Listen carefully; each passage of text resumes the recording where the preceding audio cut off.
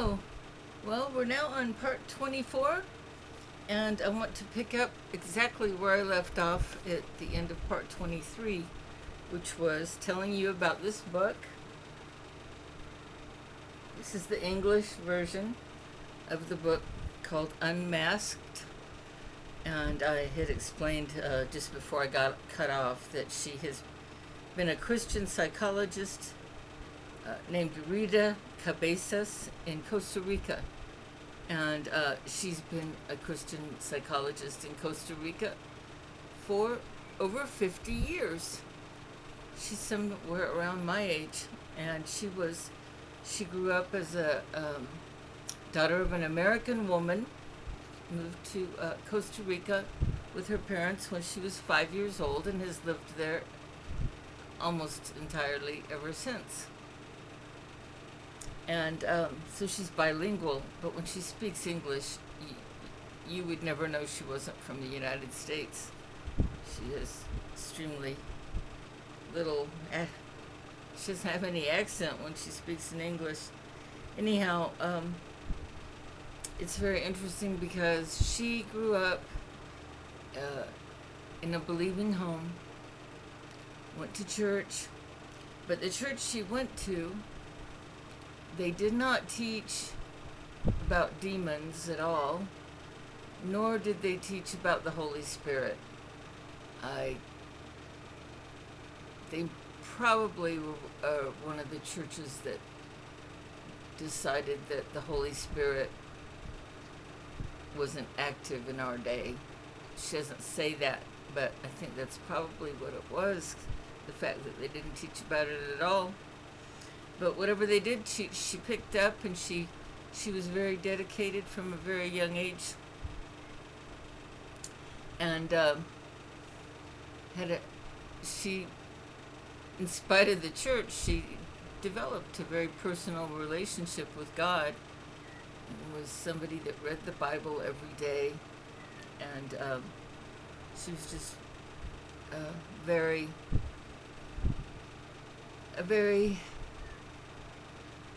dedicated person. And so there wasn't any kind of college that was called a Christian school that taught psychology in Costa Rica, just like there isn't one in the United States. But she went and took the college courses that allowed her to become a psychologist and be called a psychologist in Costa Rica.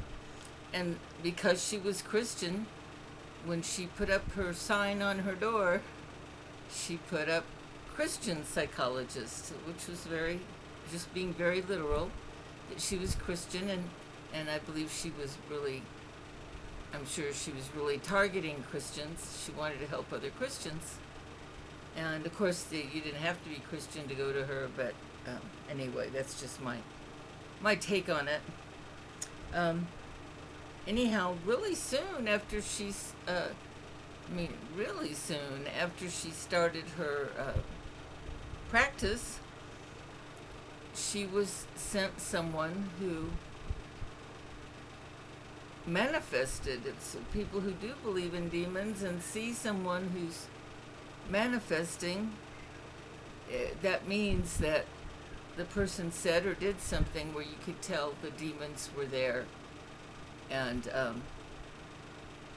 I know a lot of people don't believe that can happen if you're a Christian. Just like there's a lot of people that don't believe that the Holy Spirit comes today and could help people heal or speak in tongues. But she didn't know anything about demons. She hadn't been taught anything about it. But that first time that happened, she really kind of ended the session early, figuring, well, I better go read up on my Bible and figure out what's going on here. And she ended up in a dialogue with God. And he was telling her, look, I need your office. There's people that are demonized, and I need you to help them get delivered. And she was like, well, who am I to say no to God? I'm not going to say no to God. But she's like, well, you're going to have to tell me what to do because I don't know how to do this. I think she sought out one or two people that were doing deliverance in Costa Rica, but she doesn't really go into that much in the book. And in the book, she shares fascinating stories of people who came to her with different kinds of problems and how she would discover that they were demonized, and then what some usually extremely simple things she would do to cast out those demons, and then the people would be better, and their problem would go away. Whether it was a man who was being adulterous to his wife, and he would stop cheating on his wife. That was a demonic influence on him, and on and on and on. Anyway, she has lots of case histories in here, and she has some that are transcribed, where you can see word for word what she said and what the client said. And she has been casting out demons, and she's cast them out of, in her words, thousands of people. And it's a very amazing book. She's written a lot more books, but only 2 thus far have been translated into English. This being the main one. There's another one she transcribed that I have not read yet, and it's about the principalities. And I can't tell you what that's about. It might not be about deliverance. It might be about something else. I don't know, so I'm not going to say. Okay, highly recommend that book. It's very good. You can get it on Amazon. Oh, and she has recently, this is actually how I found out about her. There's a channel called God's Voice. He keeps changing the name of the channel because he changes what he's doing. But there's one called God's Voice Today, and another God's Voice Daily. And anyway, it's a man, Vladimir. He has a long Ukrainian, I think it's Ukrainian last name, and he speaks really good English too. Anyway, he has people come on that just want to share their stories, and that's how I first learned about her. Okay, now, there's something important I left out in my life story that I've got to go back to because it'll help make things make sense in the future.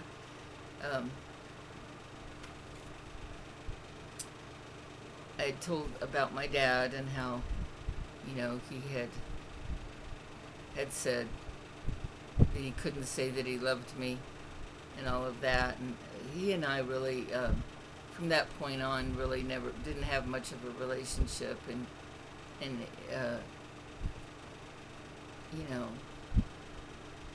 I loved him from a distance, let's just put it that way. And there was one point where, when I was living with Max the first time, we had gone to Denver for the Christmas season, and we went and saw them, and both my stepmother and my dad were, they were just strangely closed down toward me.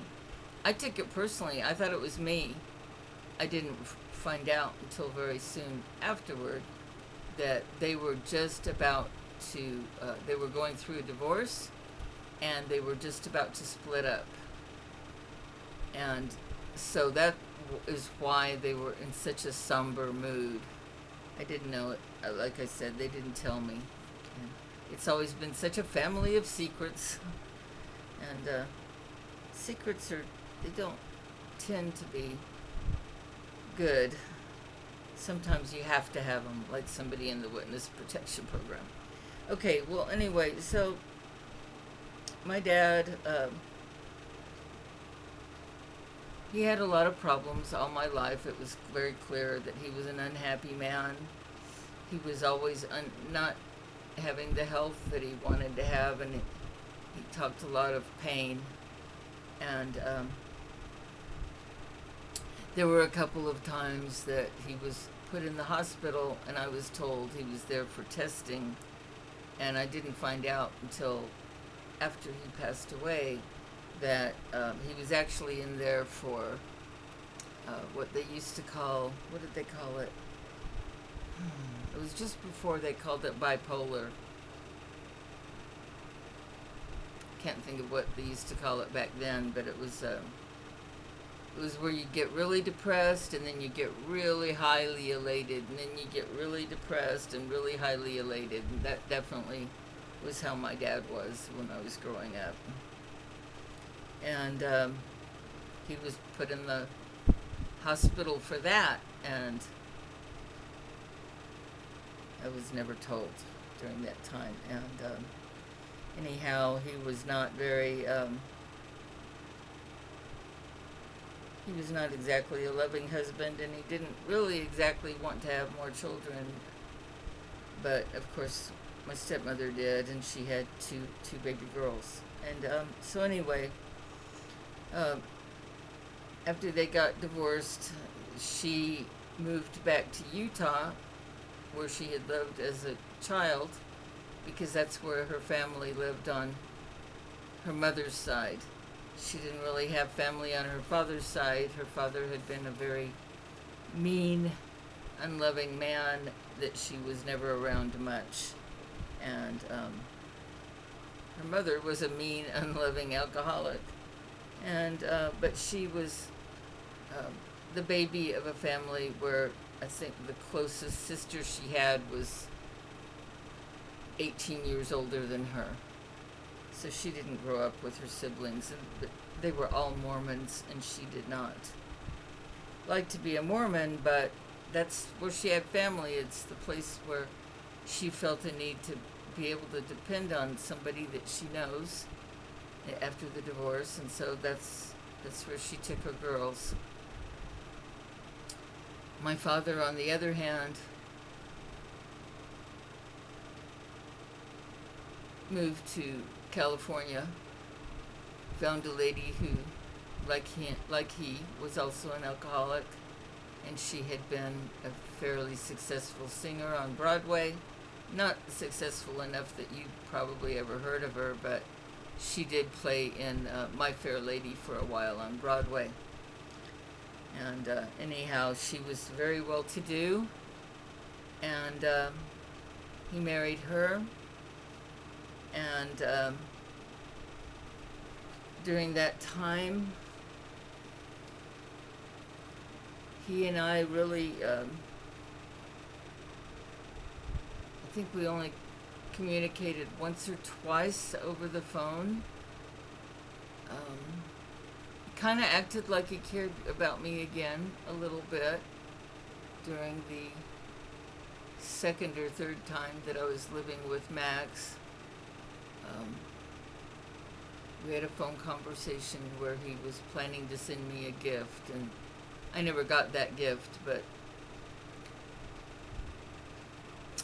it was a friendly conversation.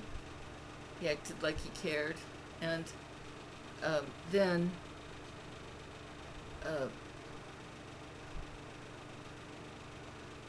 we were just distant. What am I trying to say? Oh, so, okay, when I had Tristan, I was not really cognizant of how all the religious people, or maybe not all of them, but most religious people's, there's attitude towards someone who had a baby out of wedlock. My family in East Texas had very much an attitude like from the past, where it was a shame to the family, and at least this is what I could pick up from both the response and lack of response. And but of course my dad was not, he didn't have all that, and this was his first grandchild. And so when the first Christmas that happened after my son was born, I had postcards made up with a picture of him, and where it just said "Joy to the World," um, expressing how happy I was to be a mother. And I sent those postcards out to family and friends, and he received one. And anyhow, when my son was about, how old was he? Oh,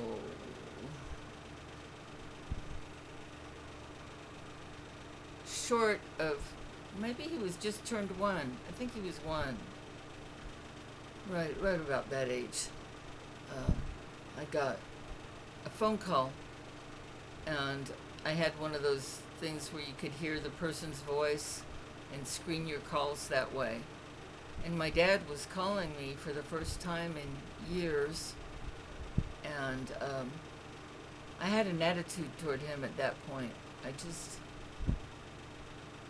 guess I was kind of angry with him. I wasn't being very Christian about it, and I didn't answer the phone. I knew it was him, and I didn't answer the phone. I wanted to make him wait a few days. The only thing he said on the phone call was, "Hi, this is your dad. How's my grandson?" And before I got around to calling him back, I got a call that he had just committed suicide. Don't know if I'm allowed to say that word, but I've heard people say it without getting taken off. Anyway, he unalived himself.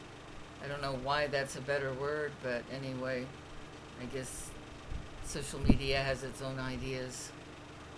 He had his wife was would go and sing in bars, not very often. It was a big deal for her when she did. Probably only happened once or twice a year. And she had a gig to sing somewhere, and so she was gone from, whatever time she left, and he knew she would not be home for many hours. And as it turned out, he had been getting prepared for that day, that she would be gone long enough.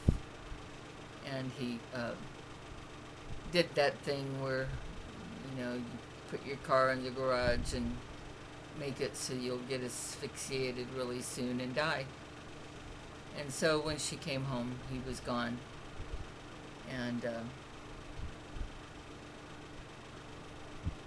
so my stepmother, she wanted me and her daughters to be able to go to his funeral, which was in East Texas. And she told me she didn't feel she had enough money to leave me anything in her will, but she wanted to go ahead and give me something before she passed away, because she already had lung cancer. She already knew that she was going to not be around a whole lot longer. Her daughters were teens at that time. Her daughters, my half-sisters. And we went to my dad's funeral, and, and I had my son Tristan with me, who was 1, and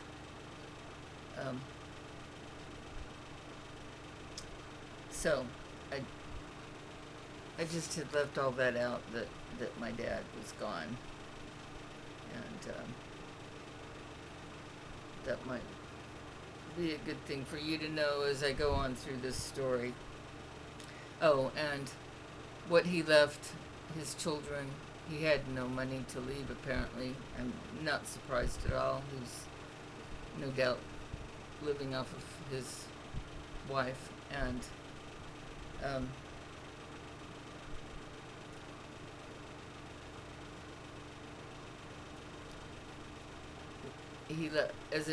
the inheritance we got was a suicide note. He wrote a separate suicide note, very short notes, to each of his children, which were 4.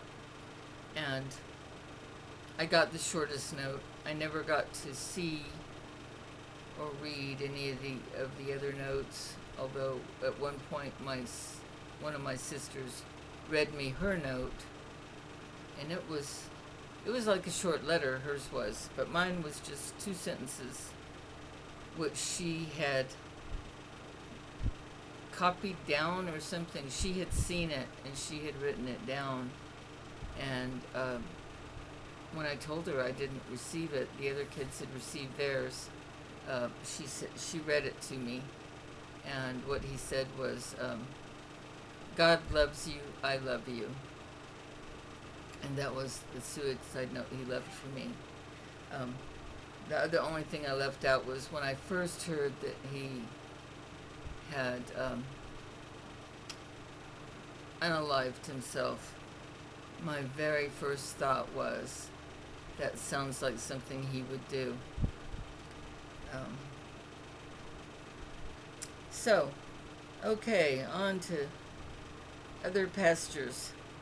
Now we're going back to the story of there I had moved back to Austin with my son, who had just pretty much just turned 2, and had made the decision not to do channeling anymore, especially after that dream I had where I felt that a godly or heavenly person was telling me that my body was not meant to be shared with other beings. And I followed that advice. But I really needed money. I was new in town, no savings, no rich friends giving me money or anything. So I ended up talking to Guru Das again, the guy that I'd been doing the transcriptions for in Boulder, and he had moved from Boulder to California, and so he needed a transcriptionist, and we worked out a deal. He said, "I will ship you my computer." It was the same computer he'd always had me work on. And we continued. He would send me cassette tapes, and I continued to transcribe for him. The second book that I transcribed for him was never published. I'm not sure why. And so again, that was not a lot of money, but it really helped my income a little bit to do his work. And then a point came after a while where I wanted to help some group, and I don't remember what group it was, but it was just something that was obviously a good charitable thing to do. And he had, Guru Das had told me, don't ever use my computer for anything else but my work. And whatever I could have done for this group would have to be done on a computer, and that was the only computer I had. So one day I asked him, I know you said not to use your computer for other things, and so I wanted to ask you if you would make an exception for this charitable thing that I wanted to help with. And I don't know if I mentioned before, but he was a very gruff kind of a guy, and his response to me was basically, this is not what he said, but it's kind of how it came across. It was like, how dare you ask me? I already told you you're not to use my computer for anything else. And I was quite offended. I think I said to him, anybody else would probably just go ahead and do it without asking you. I don't think I deserve to be treated that way when I asked you. Okay, I won't use it for anything else, but I just felt that was a little overly grumpy, whatever.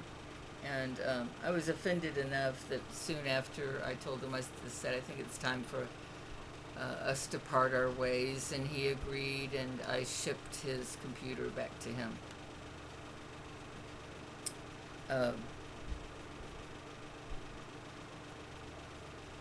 during that time, I met a guy. I can't remember. Can't remember how I met him.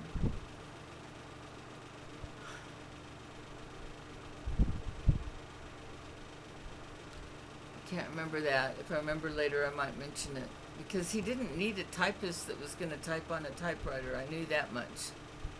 Because he was a computer expert. He was the kind of guy that went around and would help big companies when they had computer problems. You know, like, what do we need to upgrade on our system and this and that. So he was always up on the latest stuff with computers. And, oh, I remember how I met him.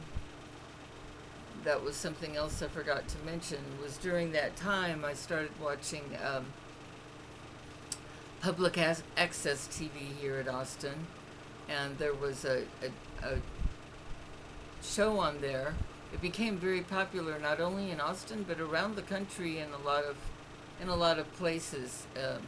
It was played on access TV, and it was called Alternative Views.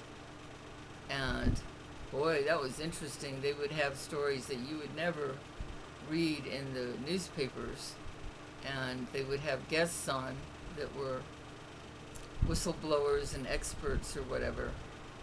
And there was one particular whistleblower that they interviewed more than once named John Stockwell, and he at that time was the highest ranking ex-CIA officer to ever publicly criticize the CIA.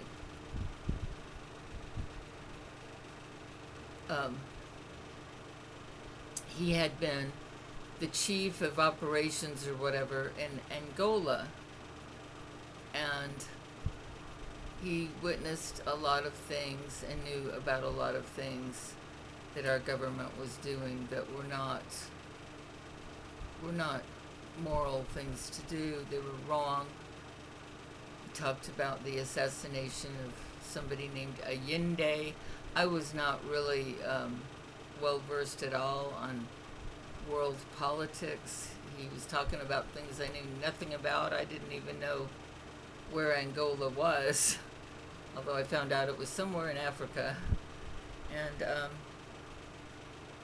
but I found it fascinating that, and it was like, wow, that was really brave to be ex-CIA, and he was a chief in the CIA, to come out and publicly criticize the CIA. That was a pretty big deal.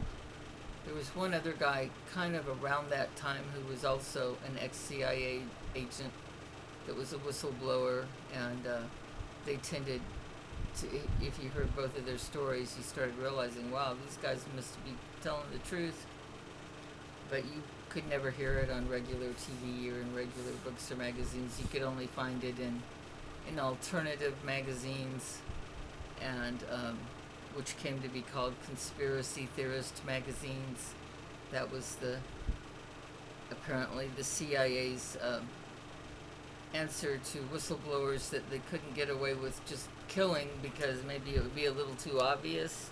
Sometimes when you make a martyr of somebody, it'll backfire on you. Like I believe that having killed Charlie Kirk is going to backfire on a lot of the demonic things that have been going on in our country. Anyhow, he had a lot of fascinating things to say, and I thought, wow, that's really incredible. And he was living not far from Austin with his Vietnamese wife. He had a whole story of how he got her out of Vietnam, and anyway, he had a lot of stories, and I thought, wow, you know, he might like to have some transcription done, and I didn't really expect that he would be able to pay me, but I was interested enough, and it seemed like a good thing to do to contribute to society, to transcribe things that he said, and I did. I ended up meeting him and doing that, and I would send in my transcriptions to magazines that would print it. There used to be a magazine called Z, like the letter Z in the alphabet. It's called Z Magazine, and they printed um, some stuff that I transcribed. They didn't pay me either. But that was okay. I wasn't really doing it for money, and it was a fascinating thing. And he being married, especially to a Vietnamese and all of that, I didn't really get to know him very well, but I learned a few interesting things. He was the first person that presented to me and on his show that our two-party system is really one party. Behind the scenes, the people who are in the most control are on the same team, but they're play acting this. They're doing this. A lot of people on both sides have no idea that they're on the same team with the other side. They don't know that. The powers in control know that, and the very top people know that. But the best actors are the ones who really believe what they're acting out, and a lot of the people that are not being such good Republicans, they don't know what's going on. The same thing with the leftists, the ones on the left that are acting out and not doing good things. They're just deluded as any of us about things, and so they fight each other, and they really mean it. But at the very top, and the ones that know what's going on, they're buddies and pals and everything else. They just don't usually let themselves be seen in public too much, although it's been starting to happen. I remember being really shocked when Clinton said something about Bush, like he was like a father to him and things like that. There was like, whoa, you used to never see anything like that going on. Anyhow, so it was even though he told me that, and I knew that, it actually took me a long time to believe it. I mean, I just thought of them as being two different parties with two really different agendas, and I'd be for one over the other, and I wouldn't really recognize, wait a minute, you're missing the whole point. And that's one reason I started realizing early on that politics was not the answer. It shows, I think it shows the symptoms of the diseases of a country. Whatever problems are happening through politics, it's you can see, maybe what kind of demons are in charge. Because that's really what it comes down to when it's the bad stuff going on, like the major, factories of killing unborn children. That is very demonic, because there was little g gods, very powerful beings that are in disobedience to God and are temporarily, it's been thousands of years, but it's still temporarily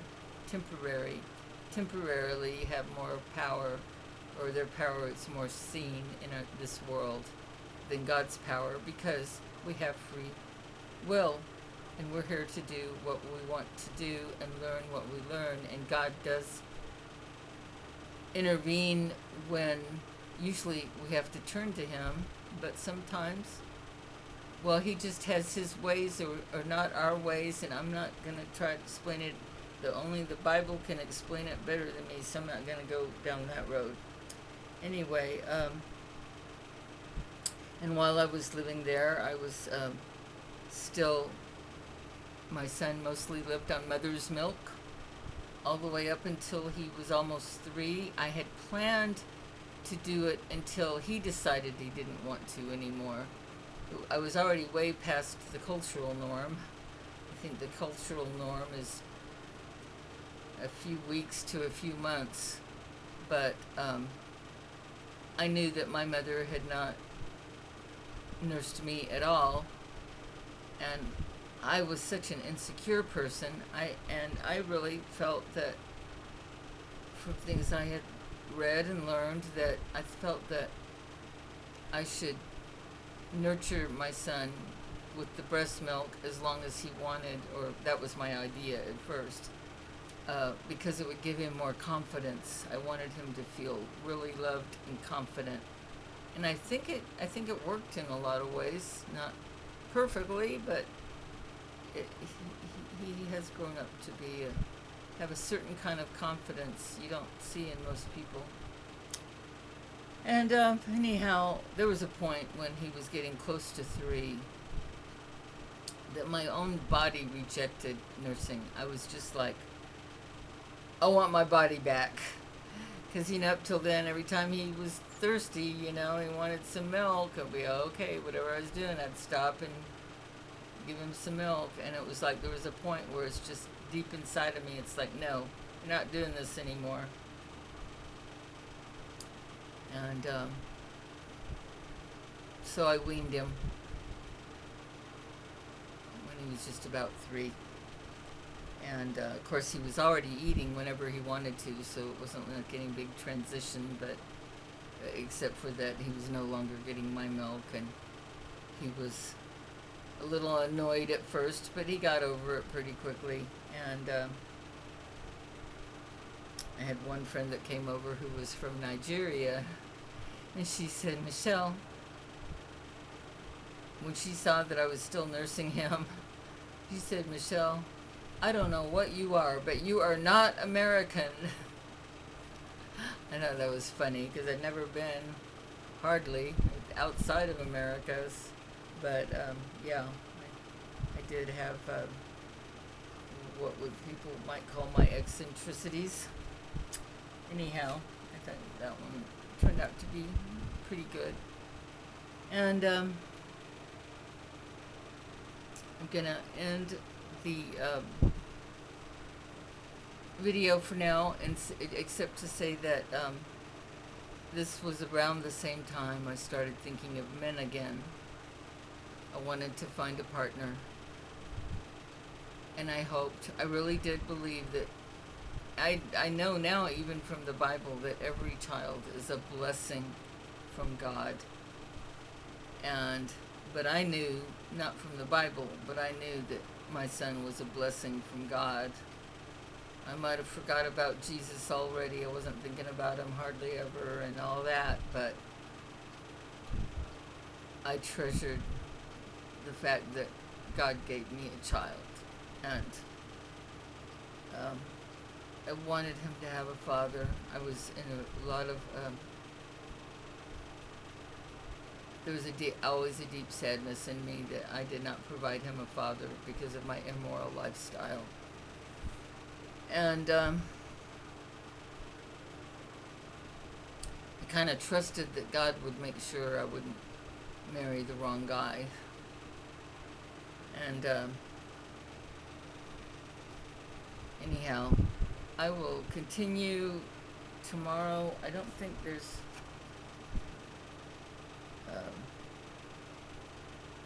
anything else to say except for that my stepmother also passed away not that long after our father did.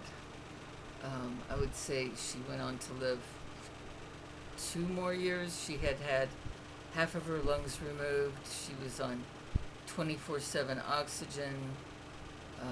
Life was painful for her, and she could not for the life of her stop smoking. She was smoking cigarettes.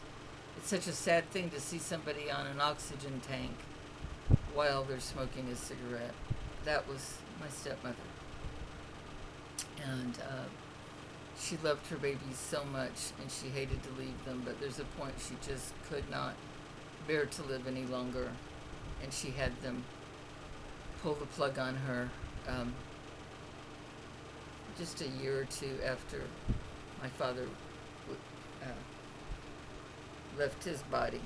And I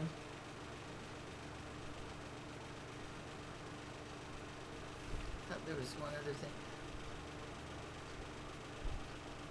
Yeah, I don't need to tell you anything else with all that.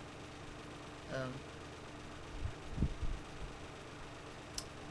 I had wished that the sisters had been left to me. I wanted to live with them and I wanted to be like a mother to them, but I was very irrational in thinking that I would be capable of providing for them properly. And so I know it wouldn't have been the right thing for me to be their guardian.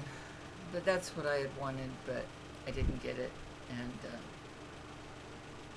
that's that. So, hope you have a blessed day. I guess I didn't mention our AC went out again the fourth time. They finally figured out what it is. There's a big crack in the foundation of this house, and it had been sort of, somebody had kind of patched over it a little bit, and that's why the AC had worked for so long. But it cracked enough now that it quit working, and that leak was found, and now it's going to take a few days before we can get it filled and fixed. And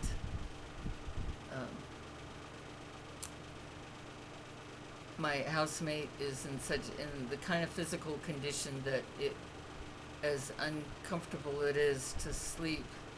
When we went to bed last night, it was 91 degrees in the house. It went down to 88 overnight. Once the temperature got down low enough, I was able to open a window, and so now we're down to, I think we got even down all the way to 86. And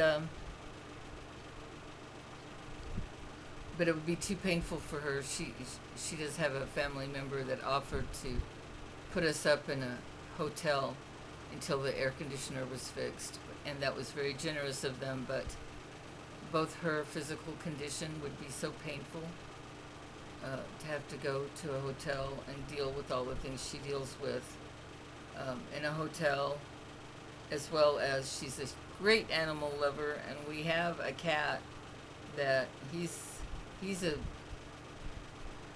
alley cat through and through, but he does come into our house many times a day, and she never had children of her own, and she's like a mother hen to him, and there's no way she's going to leave him alone for one night, much less several. So we're just plowing through it, and so anyhow, I hope you have a blessed day, and I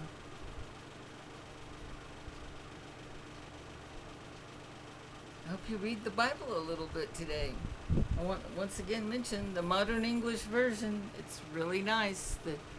There's one version that is in fairly large print, if you care about the size of the print, and it looks like this. I think there's might be one other color. I don't remember what the other color is for the cover, but it's the same one, just a different color cover with the faux leather, not real leather, and fairly, I mean, it's 11 or 12 point print. And right now, this is the only one you can get that is the latest edition, updated edition from 2024. It costs less than $40. And it's an update of the King James, used the same source documents as the King James, had 47 different translators from just different denominations of Christianity, not including cults like Mormons or Jehovah's Witnesses. So, until later, bye.